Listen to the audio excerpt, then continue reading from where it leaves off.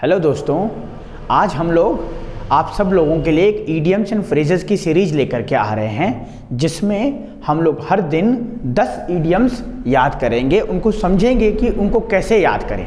याद करना वैसे तो आसान है, लेकिन और आसान कैसे बनाएं, उन सब चीज़ों के ऊपर हम लोग बात करेंगे। तो ईडियम्स एंड फ्रेजेस हमारे कौन कौन से एग्ज़ाम में और कहाँ कहाँ कितना वेटेज रखते हैं। देखो बेटा, एनडीए एग्ज़ाम की अगर बात करें तो आजकल 10 ईडियम्स आ रहे हैं। आजकल मतलब पिछले 2 सालों से या 4 पेपर में 10 ईडियम्स आए हैं और एक ईडियम्स वेटेज रखता है 4 मार्क्स का, तो 40 मार्क्स हमारे हो गए। एसएससी में भी ईडियम्स पूछे जाते हैं, एयरफोर्स एक्सवाई ग्रुप में भी ईडियम्स आते हैं और बैंक पीओ और बैंक के सारे एग्जाम्स में भी idioms and phrases paper questions आते हैं।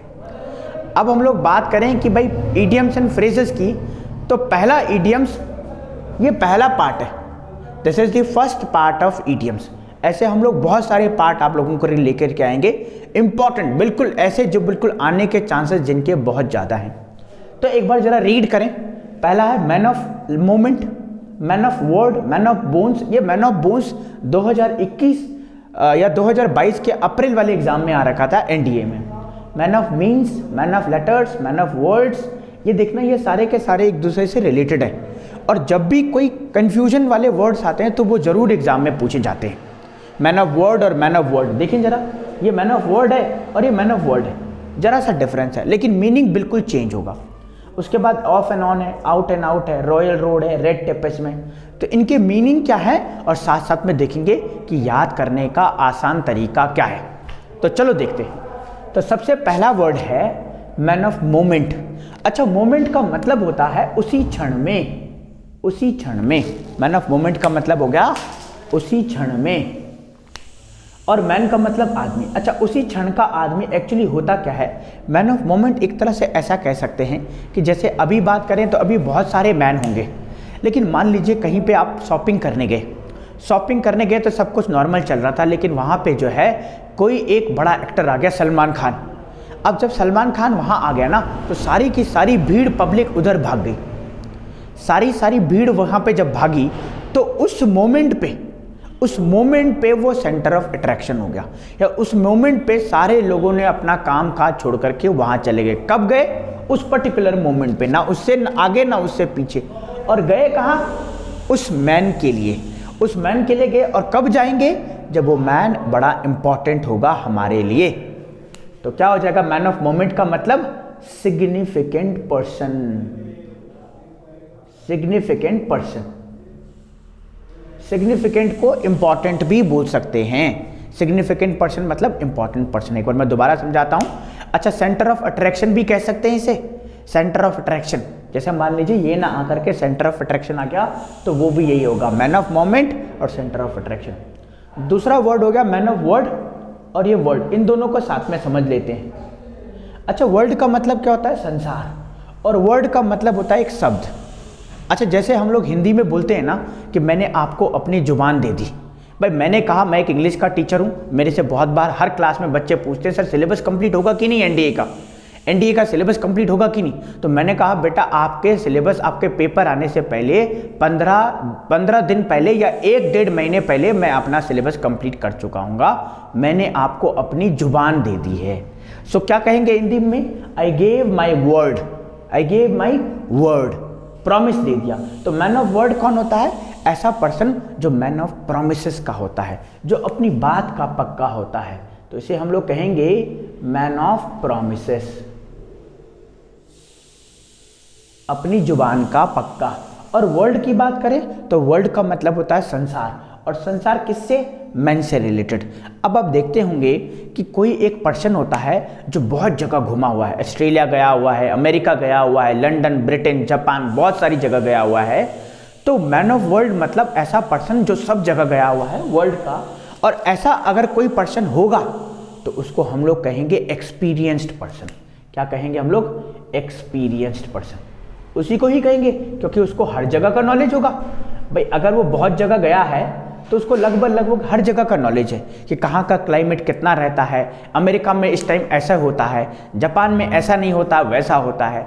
तो ये वर्ल्ड घूम करके आ गया, और अगर ये वर्ल्ड घूम करके आ गया तो ये कैसा पर्सन है? एक्सपीरियंस। अब आगे चले बात मैन ऑफ बोन्स की। मैंने कहा 2021 में ये मैन ऑफ बोन्स आया था। अच्छा, बोन्स कैसे याद करेंगे? बोन का मतलब होता है हड्डियाँ, और हड्डियाँ कौन? मैन से रिलेटेड। आपने देखा होगा कई पर्सन ना बिल्कुल ऐसे दिखते हैं जैसे बिल्कुल हड्डी के मापू। कई लोग बोलते भी हैं, उन लोगों का नाम भी रखा जाता है हड्डी या हड्डियों का ढांचा। तो वो हम लोग कहेंगे मैन ऑफ बोन्स को, उसको हम लोग बोलेंगे कि भाई क्या, स्किनी पर्सन और थिनी पर्सन, मतलब बिल्कुल पतला है, जो बिल्कुल है ना, बोलते हैं खाता तो बहुत है लेकिन लगता नहीं है, तो उसे कहेंगे मैन ऑफ बोन्स। आगे बात करें मीन्स की। अच्छा, मीन का मतलब क्या होता है? मीन का मतलब होता है सेल्फिशनेस से रिलेटेड, जो बिल्कुल सेल्फिश होता है, कहीं किसी को देगा नहीं। अच्छा, कंजूस भी वही होता है जनरली। अगर मान लीजिए मैं कंजूस हूँ, मैं सेल्फिश हूँ, तो मैं किसी को पैसा नहीं दूंगा, और किसी को पैसा नहीं दूंगा तो इसका मतलब मेरे पास ज़्यादा पैसे होंगे। भाई मेरे पास 100 रुपये थे, मैंने किसी को नहीं दिया, फिर 100 रुपये हैं, किसी को नहीं दिया तो वो मेरे पास ही है। कुछ और पैसे आए, मैंने उसको भी किसी को नहीं दिया, तो नहीं दूंगा तो एक दिन मैं क्या हो जाऊंगा? बहुत अमीर हो जाऊंगा। अगर अमीर हो जाऊंगा तो उसको हम लोग इससे रिलेटेड कर सकते हैं। मैन ऑफ मीन्स का मतलब ऐसा पर्सन जो वेल्थ क्रिएट करता है या बहुत सारा वेल्थ रखता है, उसको कहेंगे वेल्थी पर्सन। उसके बात करते हैं लेटर्स की। लेटर्स की बात करें तो आपने देखा होगा आजकल हम लोग बहुत सारा पढ़ तो लिख लेते हैं, बीटेक एमटेक कर लेते हैं, एमबीए बीबीए कर लेते हैं, बड़ी बड़ी डिग्रियाँ ले लेते हैं, लेकिन लेटर लिखना नहीं जानते हैं। अगर मान लीजिए एग्जाम्पल ले लें कि अभी अगर कोई बहुत बड़ा ऑफिसर या आप बहुत बड़ी एग्ज़ाम की तैयारी कर रहे हैं, लेकिन एक लेटर लिखना हो कि आपको डीएम को लेटर लिखना है कि आपकी जगह पे बहुत बड़ा करप्शन है, आपके जहाँ आप रहते हैं वहाँ बहुत बड़ा करप्शन हो रहा है, लेकिन आप लेटर नहीं लिख पाएंगे। अच्छा, जो लेटर लिख पाएगा उसको क्या कहेंगे? लेटर्स। उसको हम लोग असली विद्वान कहेंगे। तो मैन ऑफ लेटर्स का मतलब हो गया स्कॉलर पर्सन, ऐसा पर्सन जो क्या करता है, जो सच में बुद्धिमान है। उसके बाद ऑफ एंड ऑन की बात करें। ऑफ एंड ऑन जैसे बटन है, इसको आप ऐसे याद करिए, बटन को ऑफ करते हैं फिर ऑन करते हैं, फिर ऑफ करते हैं फिर ऑन करते हैं, फिर ऑफ करते हैं फिर ऑफ करने। इसका मतलब क्या है? हम कोई भी सिचुएशन को रेगुलर नहीं कर रहे। रेगुलर मतलब कभी ऑफ किया तो ऑफ नहीं रहने दिया, अगर ऑफ ही रहता तो वो रेगुलर हो जाता, लेकिन ऑफ और ऑन, ऑफ और ऑन, तो वो क्या हो रहा है? इर्रेगुलर है, रेगुलर नहीं है वो, तो इसको हम लोग कहेंगे इर्रेगुलर। अच्छा, आउट एंड आउट को कैसे याद कर सकते हैं आप? जैसे कभी कभी घर पे झगड़ा हो जाता है तो माँ बाप या कोई बड़े पेरेंट्स हमें बोलते हैं आउट हो जाए, तो आउट का मतलब बाहर, और आउट एंड आउट मतलब एक बार बाहर और दोबारा बाहर, तो ये कैसे हो जाएगा? ये कंप्लीटली बाहर आप इसे बोल सकते हैं। तो बाहर की बात तो नहीं कर रहा, लेकिन इसका मतलब हो जाएगा कंप्लीटली। बात करें रॉयल रोड की। अच्छा, रॉयल का मतलब होता है राजसी। राजसी मतलब पहले क्या होता था कि राजा लोगों का शासन होता था, तो जब राजा लोगों का शासन होता था तो राजा जो चलते थे ना, तो उनके लिए एक ऐसी जगह होती थी, ऐसी रास्ता होता था जहाँ पे आम लोग नहीं जाएंगे। अच्छा, आम लोग नहीं जाएंगे तो क्या फ़र्क पड़ेगा? उसमें से क्या हो जाएगा? रास्ता एक ऐसा रास्ता जिसमें ट्रैफिक नहीं होगा। जैसे एग्जाम्पल ले लेते हैं, मान लीजिए हमारे प्रधानमंत्री मोदी जी जो है अगर कहीं देहरादून विजिट करते हैं या किसी भी जगह को विजिट करते हैं, तो आपने देखा होगा सड़कों पे पुलिस लग जाती है, और पुलिस बिल्कुल आवागमन को बिल्कुल रोक देती है, कहीं से कोई आ जा नहीं सकता, तो वो रोड जो है बिल्कुल स्मूथ हो जाएगी, बिल्कुल कहीं कोई रेड लाइट नहीं है, तो उसको कहेंगे रॉयल रोड। तो इसका मतलब हो जाएगा ईजी रोड या ईजी पाथ। लास्ट हमारा बच गया रेड टेपिज्म। रेड टेपिज्म का मतलब होता है too much official formality. Too much मतलब क्या होता है? बहुत ज़्यादा ही ऑफिशियल फॉर्मेलिटी। जैसे क्या क्या बोल सकते हैं इसको? एग्जाम्पल कैसे ले सकते हैं हम लोग? जैसे मान लीजिए एसबीआई बैंक का एग्जाम्पल ले लेते हैं। अगर आपको एसबीआई बैंक में खाता खुलवाना है तो आपको कम से कम 15 से 20 दिन लग जाएंगे, आप खाता नहीं खुलवा पाएंगे। और वहीं अगर आपको एचडीएफसी एक्सिस बैंक में खाता खुलवाना है तो वो बिल्कुल घर ही आ जाएंगे आपके। आप उनको अगर ये आपने कहा कि मैं संडे को फ्री हूँ तो वो संडे को ही आ जाएंगे, और जैसे ही आप खाता खुलवाएंगे उनके साथ साथ वो एटीएम भी दे देते हैं, एक्टिवेटेड एटीएम।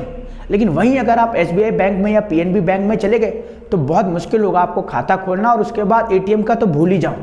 बाई चांस आपने पूछ भी दिया कि सर एटीएम, बोला एटीएम तो अभी 15-20 दिन बाद आएगा, अभी कहाँ, अभी तो अप्लाई किया है। तो इसको कहते हैं टू मच ऑफिशियल फॉर्मेलिटी, बहुत ज़्यादा ही ऑफिशियल फॉर्मेलिटी। तो अभी हम लोगों ने 10 ईडियम्स बहुत अच्छे से कर लिए हैं। 10 ईडियम्स के हम लोगों का पार्ट 1 है। हम लोग देखते हैं कि और सीरीज लेकर के आते हैं इंपॉर्टेंट ईडियम्स की। आप लोग हमारे साथ बने रहिए, बिल्कुल जुड़े रहिए, और हम लोग क्या करेंगे बहुत सारे ईडियम्स करेंगे। और ईडियम्स नहीं, और भी अगर हम लोगों की तरफ से आप लोगों को हेल्प हो तो हम लोग वो करते रहेंगे। आप बने रहें इस चैनल के साथ और हमारे थ्रू इन्फॉर्मेशन शेयर करते रहिए और गैदर करते रहिए। Thank you so much.